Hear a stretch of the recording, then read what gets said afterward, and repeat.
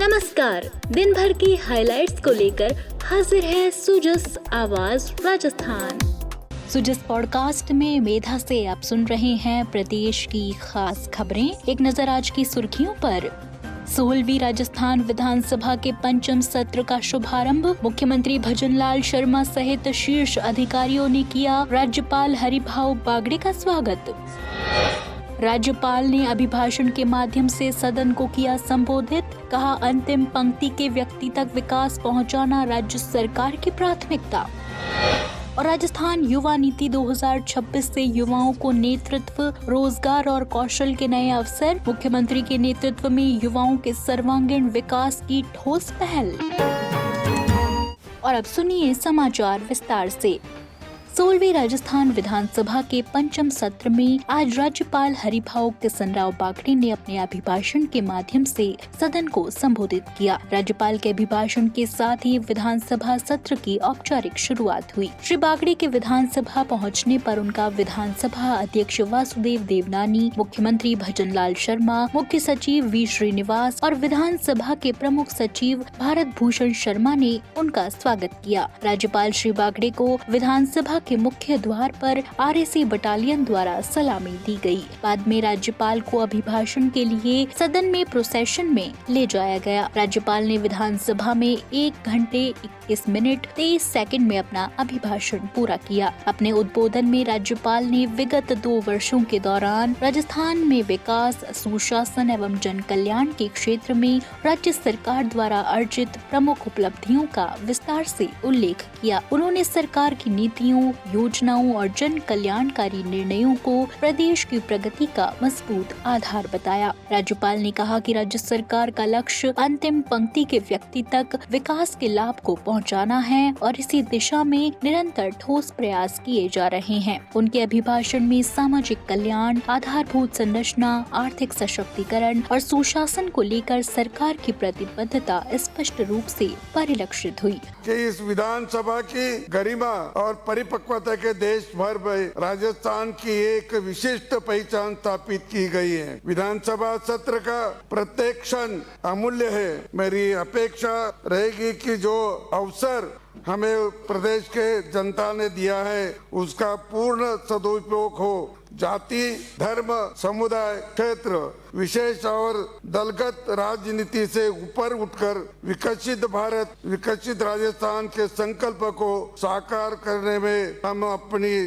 पूर्ण भागीदारी निभाएंगे। मुझे बताते हुए अत्यंत हर्ष की राज्य सरकार ने नवीन युवा नीति और राजस्थान रोजगार नीति के साथ ही वर्ष 2026 में 1 लाख सरकारी पदों के लिए भर्ती कैलेंडर जारी किया है।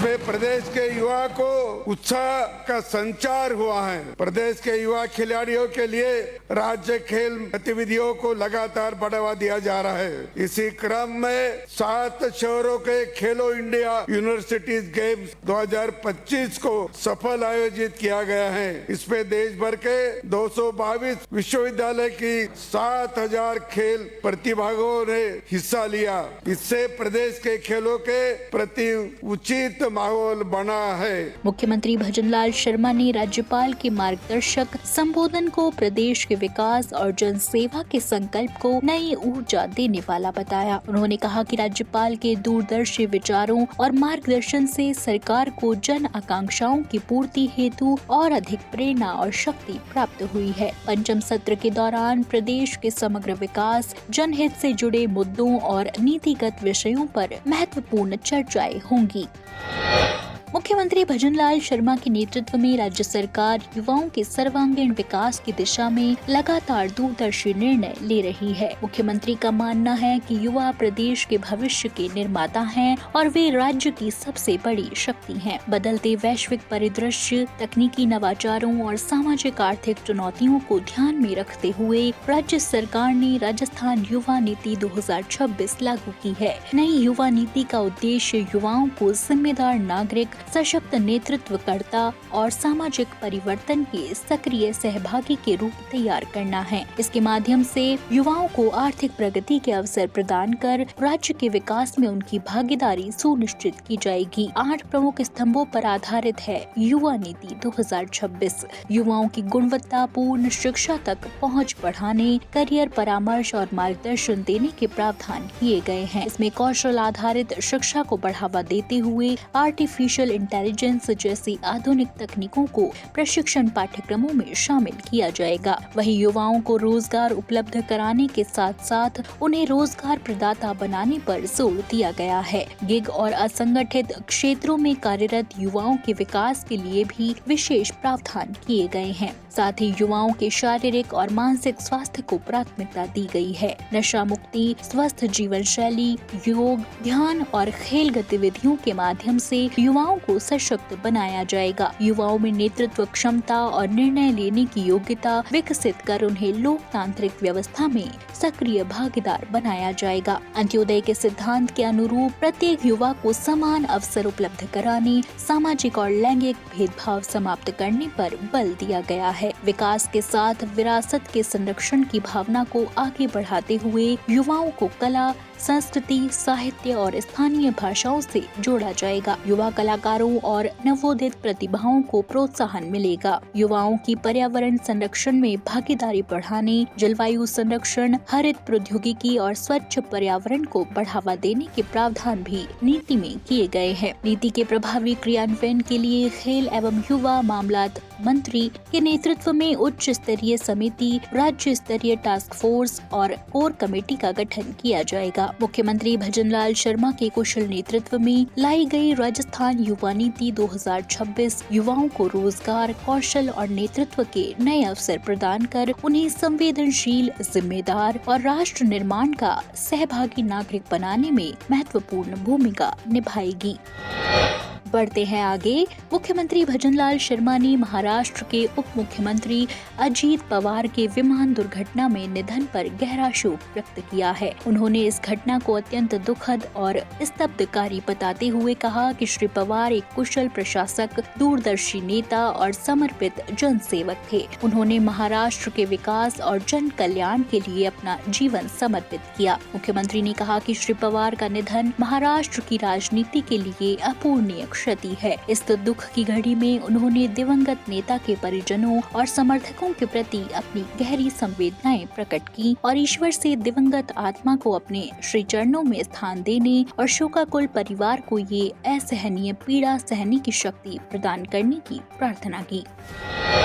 मुख्यमंत्री भजनलाल शर्मा ने कहा कि डबल इंजन की सरकार की अभिनव पहल पंच गौरव कार्यक्रम प्रदेश के प्रत्येक जिले की विशिष्ट पहचान को सशक्त बना रही है। उन्होंने बताया कि एक उत्पाद, एक उपज, एक खेल, एक वनस्पति और एक पर्यटन स्थल के माध्यम से स्थानीय क्षमताओं को वैश्विक पहचान दिलाने की दिशा में ये कार्यक्रम महत्वपूर्ण भूमिका निभा रहा है। मुख्यमंत्री ने कहा कि पंच गौरव कार्यक्रम से स्थानीय संसाधनों, प्रतिभाओं और सांस्कृतिक विशेषताओं को प्रोत्साहन मिल रहा है, जिससे जिले के समग्र विकास को नई गति मिल रही है।